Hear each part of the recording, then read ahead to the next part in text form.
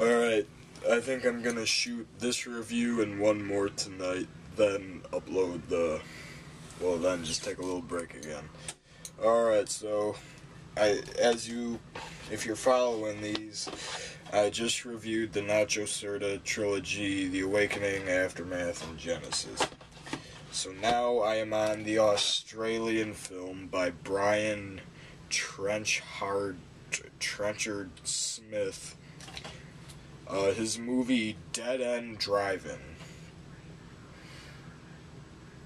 The Anchor Bay released this DVD. It's an Australian film. I didn't really know any of the actors that were in there. I don't really know the director either, Brian Trenchard Smith, or however you say his name. One of my favorite things about this movie, first of all, was the soundtrack for it. Especially the song that played on the end credits called Playing with Fire. I actually have an MP3 of that song, too. But some I uploaded it on this alternate account I have, but then some YouTube users stole the audio of it and re-uploaded it, and his has more views than mine. And I know it's mine because I cut out a certain part of the song, and it was cut out there. He just changed the picture. And his has more views than mine, and he stole it from my alternate channel. See, now people, that's not good. You shouldn't be doing that. Rip the movie on your own. Don't steal my stuff, bastard. Alright, so getting into Dead End Drive. No, that's true. That's a true story. Alright, so when I first saw before I saw this, I saw the trailer to Dead End Drive-In on YouTube. And the trailer just made it look badass. Like, I'm watching it, like, at the end of the trailer, like, there's this big explosion, cars on fire, skin everywhere, the car going through the drive-in sign. I'm like, damn. So, I saw it pretty fast, Dead End Drive-In. It's pretty much about, it's in the future. And apparently, all of Australia has been taken over by delinquent punks, pretty much. You know, you see a picture of them on the case. And they've pretty much taken over. So what the Australian government does with them is they take them all and they just lock them in a drive-in. And then we get our main characters. Jimmy, played by a guy named Ned Manning, who, once again, he's a guy I never heard of. And then his girlfriend, Carmen Nicholson. I never heard of her either. That's all awesome. Maybe they're really well known in Australia. I'm not sure. They're not really too well known here that I know of. So, what happens is Jimmy is the younger brother of two. It's him, his older brother, and his mom that live together. His brother's this really big, buff, tough guy, and his mother pretty much doesn't give two cards about Jimmy. All she just puts on her son, her other son. What's his name? I think Jimmy's brother's name was Frank, but I don't really remember. Alright, so he's like a tow truck driver or something like that. I'm not really too sure. He picks up auto wrecks or something like that. I don't know. And Frank also has this 56 Chevy. It's a really nice car. It looks, you know, in a lot of respects, it's sort of like Christine in a way. You know, sort of like the car in a way. I should review that sometime, Christine. But getting back to Dead End Drive-In. Jimmy steals Frank's car one night to go to the drive-in with his girlfriend. I forget his girlfriend's character name. I'll just say Carmen, since that's the actress's first name. So, Jimmy and Carmen go to the Star Drive-In, where after they drive in, the gates shut behind them, and a bunch of electric volts come shooting out because the fence is electrified.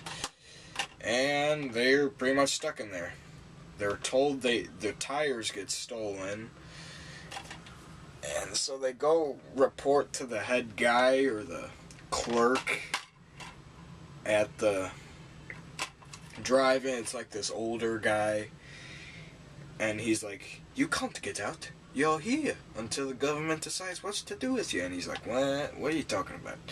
So they pretty much sleep in the drive-in. They're there in the morning. When they wake up in the morning, they see all the cars are still there. Everybody's just like laying like around, walking around. Like it's pretty much their own civilization, their own society in this drive-in. And the head guy starts bribing Jimmy by giving him beer and all this stuff, which is not something that he gives to everybody. Jimmy eventually gets caught up with this gang there. It's like this really weird, like there's this guy that stutters, this really tall guy, and then there's this guy with this weird mohawk type hairstyle. Like it's this weird group. The tall guy is being kind of an ass to Jimmy, so like later on in the movie, Jimmy, he gets into a fight with him, and later on he clobbers the tall dude by smashing his head with a brick. Like, damn. Jimmy's, if only his brother and mother were here to hear him see that. Alright. So he's pretty much making enemies while Carmen is sort of like making friends with people, because all the women, they have their own hair salon in the restroom. I don't know who's supplying them with conditioner and shampoo and all that, but it sounds like that place has got it packed. Like, they order stuff ahead of hand.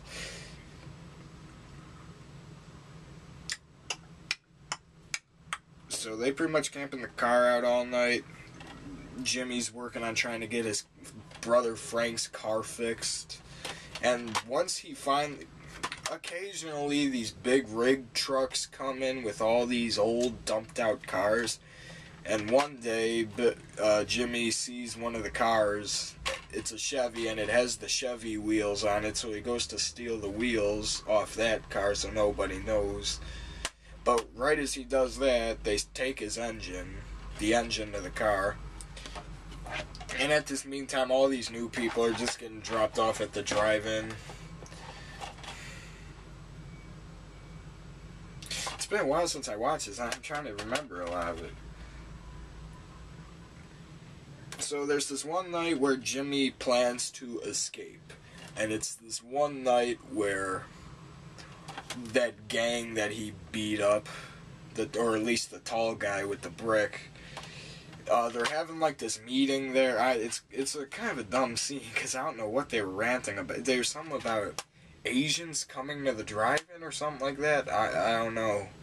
It's kind of a racist scene actually, because it's like the society they live in the drive-in. They're like, get the Asians out. Like, they bring in this truckload full of Vietnamese people, and they're like, Asians out, Asians out, Asians out. Like, why? What the hell did they do? They're being brought here just like you people. They're punks just like you. What do you... I'm like, okay, that's kind of a racist little remark there, Brian. Well, let's see, who wrote the movie? Peter Carey? Peter Carey, man, what are you thinking? So they're having a meeting discussing all that. Everybody that lives in the drive-in except for Jimmy is there because he steals the gas. He puts something in the gas. He takes the gas out of the cop car or something like that to put in his Chevy. Or no, not to put in the Chevy. Look, this is a terrible review. I'm sorry. So in the end, this tow truck comes along, and I don't know what you call those trucks. The trucks that have they keep all the broken down cars on the back. If you're driving on an interstate or a highway, you see them. There's semi-trucks that have the two big racks in the back that instead of having a trailer, they carry the cars. And long story short, he gets into a car chase with the cops. Like, he blows up one of the cop cars, the other cop car tips over. He shoots and kills the clerk that was bribing him with the beer. So he lines up the semi-truck that had all the cars on the back. He faces it towards the end of the fence, since he can't just climb because the fence is electrified. So he bends the racks that hold the cars on the back, sort of like a ramp.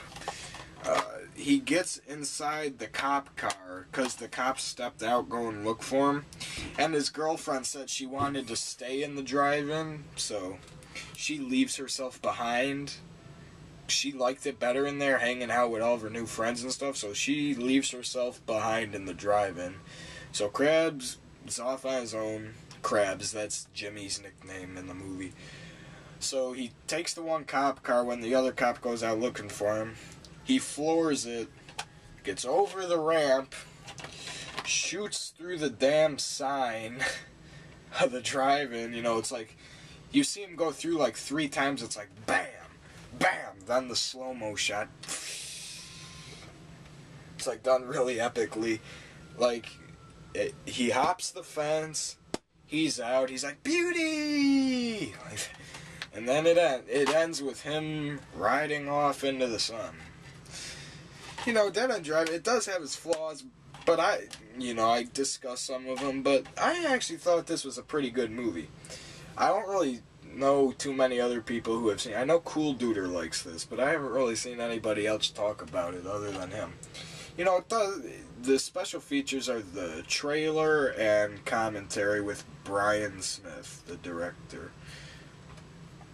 You know, it's an okay movie. I mean, it's Australian, but this is an American Region 1 NTSC DVD. You know, right here. I really have no clue who this is. I do not recall seeing this guy in the entire movie. So this face right here is a publicity stunt for the movie. Look, he's even on the disc and the inside. Somebody really favored this guy, I can tell you that much. And then if you turn the poster over, you see his girlfriend right there, Jimmy's girlfriend, on the scene selections. You know, it's a B movie, you know. I don't know how famous this was in Australia. The director in the commentary said he was planning on doing a sequel to it. That would have been interesting. I'm wondering what they could have done. Where he says Jimmy got caught and brought back, and he ended up using the S route.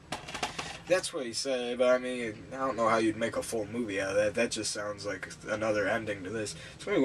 It's 90 minutes of a movie, but, you know, if you like B movies or cheesy movies or 80s movies, check this out, because this is a hardcore 80s music. Just listen to the complete soundtrack and you'll know.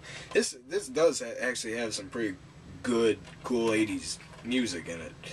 So, Dead End Drive, and, you know, it's okay. I give it about 4 out of 5 if I had to rate. It's a pretty good movie. I love the music. The composer is Frank Strangio. Frank Strangio. Oh. Carmen Nicholson is not the actress that plays his girlfriend. Carmen Nicholson is his girlfriend. The actress that plays her is Natalie McCurry. Whoops. So Jimmy Krabs and Carmen Nicholson are the couple, and then their real names are Ned Manning and Natalie McCurry. Whoops. Alright, so check out Dead End Driving if you want to. It's not really that expensive online. It's a pretty cheap DVD. I don't know if it'll ever make it to Blu-ray or not, but it does have its flaws, but, you know, it's an okay film. Watch it a couple times. Alright, now my next film is gonna be a review of an older movie, because my next review is going to be from 1965. It's going to be a review of, starring Peter Cushing and Christopher Lee, The Skull. You know, this is a 3-pack, so just ignore those two, and I'm going to be reviewing The Skull. The Skull.